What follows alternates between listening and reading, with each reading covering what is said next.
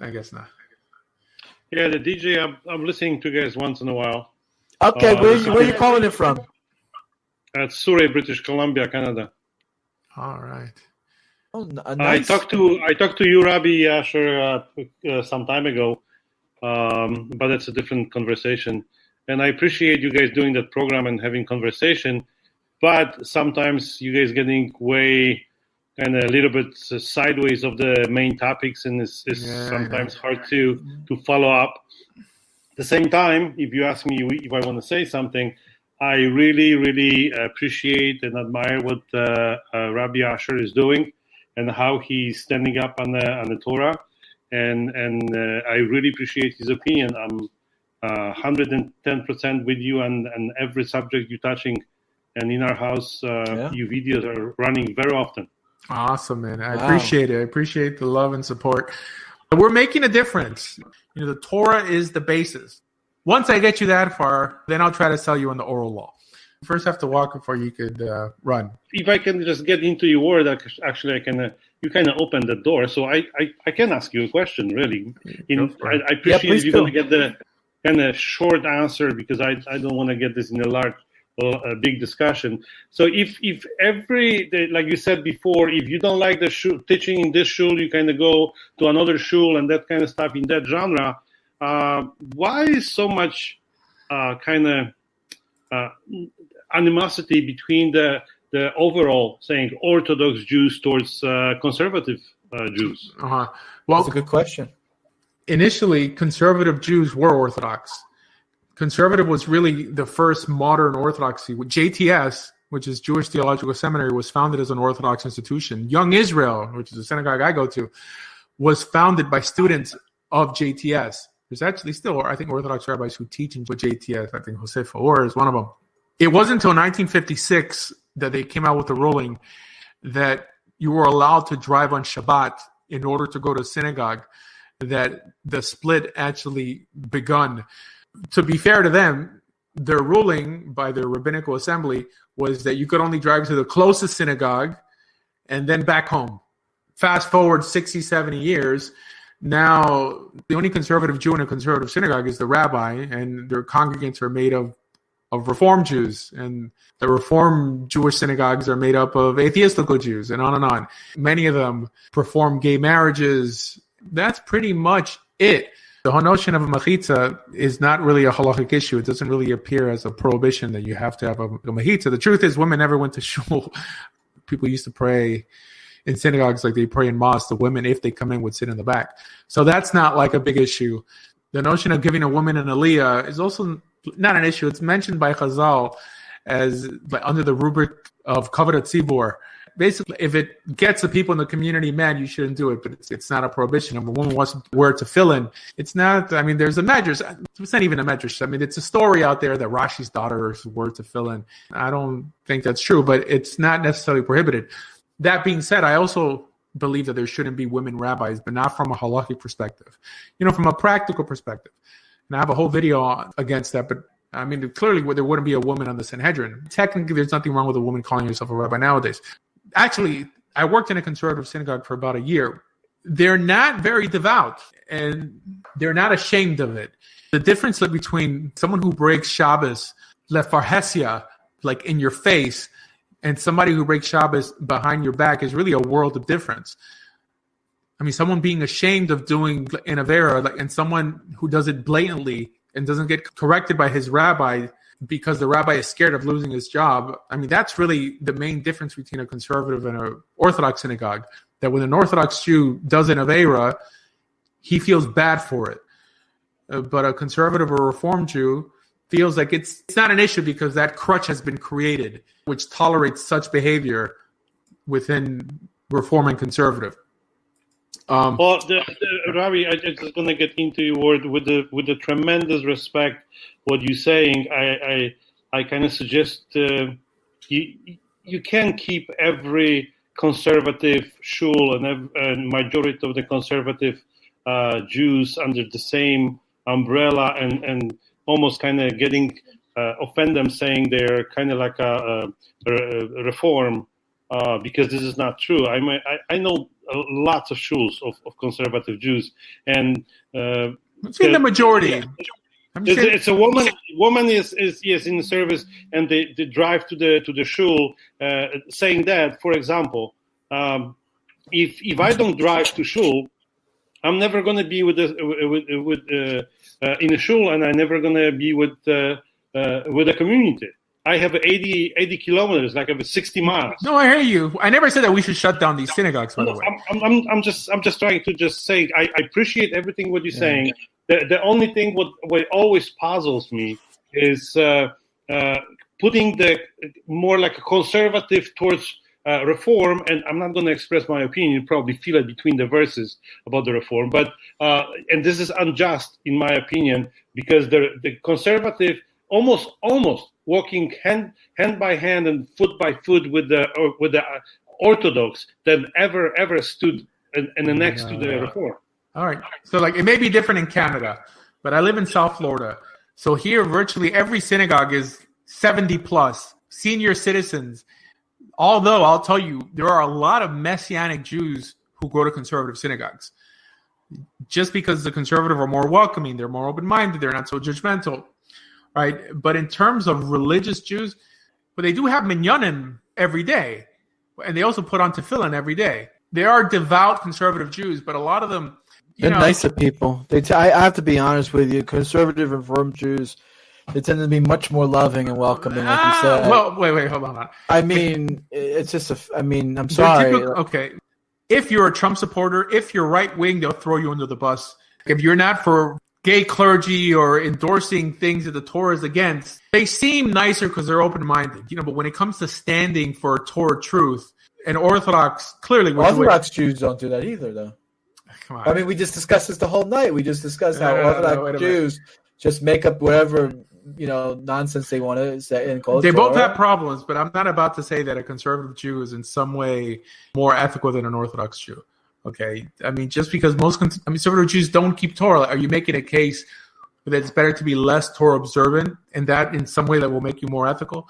Conservative Judaism, just like Reform Judaism in America, is just an extension of the Democratic Party. But conservative Judaism doesn't endorse not following halakha. Well, it depends, because they also have their own form of halakha. But they have a group called the Rabbinical Assembly that they view as some Sanhedrin that I'll tell you is a lot more unified than Orthodox Jews, but they establish things as allowed and not allowed. While in Orthodoxy, it's a lot more colorful than that. I mean, just because there's so many different customs and dynasties that you could be a part of. But conservative Judaism could rule something into existence or prohibit something out of existence. For example, like you're not allowed to take a picture in a conservative synagogue on Shabbat, but you're allowed to drive there, right? So this is something that's like set in stone. Clearly better a conservative Jew than an atheist. Even to become a Reform Jew, you don't even have to believe in God because it's more cultural. But conservative movement is still a halachic movement. All the rulings, whether you agree with the decisions or not, they all, if you read the papers, they're all based in halakha and based on the Rishonim, right. Based on the... No, for sure. No, the earlier rulings, yes. Now there are conservative synagogues that are performing marriages between men and women and women. They rewrote their own ketubah, which, I mean, the one we have nowadays, I think really only stems back to the time of the Gaon in many ways. No, that's why I said that the only issue I had was them saying that it was okay to drive on Shabbat. And if, because they don't all do this, those who do interfaith and like homosexual weddings. But apart from that, interfaith is actually still, you can't be a part of the rabbinical assembly and do an interfaith wedding. I said the notion that one needs to have a mechitza, like it's not a halakhic issue. That women rabbis is not a halakhic issue. Giving women aliyot or even counting them in a minyan is not a halakhic issue, unless you're only building your halakha with what appears in Shulchan Aruch and not the Talmud, because the Talmud doesn't prohibit women being counted in a minyan. But in terms of what they actually do as a community, that's a different story. Yeah, there must be very difficult communities for conservative communities in Florida or United States. You're very welcome to come to our house and explore the some friends what I have from the conservative schools. Oh no! And you're going to find some of them are probably more Orthodox than local Chabad. So, Well, that's kind of I don't know if I believe that statement. Before I converted Orthodox, I first converted conservative, and I spent like a few years in a conservative synagogue. And actually, the rabbi of that conservative synagogue was an Orthodox rabbi. He had smicha from YU, and then he just sort of I don't know. I guess he became more lenient. But so let me ask you this: if somebody make the conservative conversion, can you gonna help them to do the Orthodox conversion? For sure. I mean, I'll convert someone Orthodox if they don't have a conversion beforehand. Okay, so I'm gonna have to call you. So but we have to discuss this a little bit. A conservative conversion. Conservative conversion is It would be completely a little- halachic. Yeah, I was just going to say that It's it not might be a halachic. little. It's not halachic. There's a woman on the Beit Din.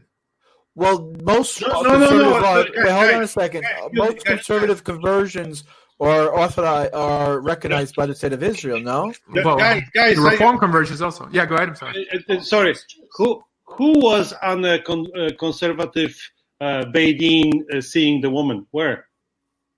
Like my conversion, I'm from Jewish family, but my family, long story short, convert. Let's go put. No one was claiming that your conversion was with a woman. No one was. Saying No. Let me just shortly explain. I cannot prove as a document that I'm Jewish by birth. Because my family converted to Catholicism back in days in Poland. Long story short, Sorry to hear that. I did. My father's side name is Jakubowski, and most likely coming from the rabbi who founded the main synagogue in Krakow. My mom's side is Jankowicz, and you can get more Jewish in Galicia, Poland than Jankowicz. But anyway, I get through the conversion. And there was a very kind of halachic, 3 rabbis and all this stuff was supposed to be to the point where I was circumcised by the mohel. And they still said, well, was mistake made during your circumcision. Was no second Jew in the room, so we have to perk you. So that was that to that extent. Who was this with? Who was this with that you did this? With the conservative synagogue. Oh, the conservative. Oh. If it's true that conservative Jews don't use women in a Beit Din, then if those 3, or I guess according to Shulchan Aruch, 2 Eidim aren't puzzle, now what makes an Eid puzzle? If they're related, if they're Mechalel Shabbat, like literally in the mission, if they gamble, but I guess that's also been explained away. So if they don't include women, so there's our good friend DJ here is a full member of the tribe. Would you say? Yeah, I'm just saying that Yeah, if there's a me either. woman I don't know on the Beit Din, then it's a problem. Thank you. But it's not a. If you want to have a bar mitzvah, we'll give you a bar mitzvah. You want to have a Mazel Tov Simon Tov right now here live on the. Orthodoxy doesn't exist. You guys have to understand that. That's a term that was created by the Reform to make observant Jews look backward and primitive.